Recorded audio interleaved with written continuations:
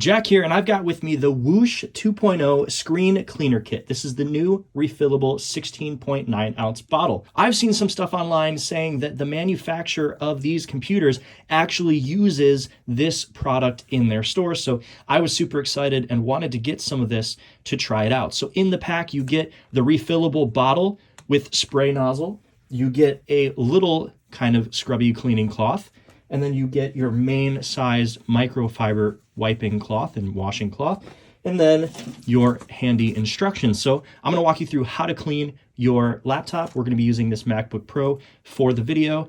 It belongs to my girlfriend, so if I damage it, you may not see any more uploads. So the first thing you wanna do is take the cloth and wipe away any dust or debris that's on the screen.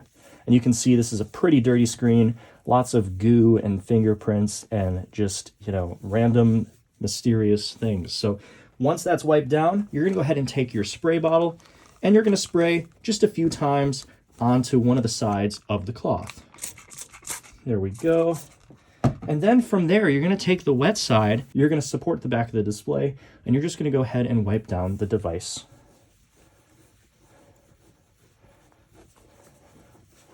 Like so.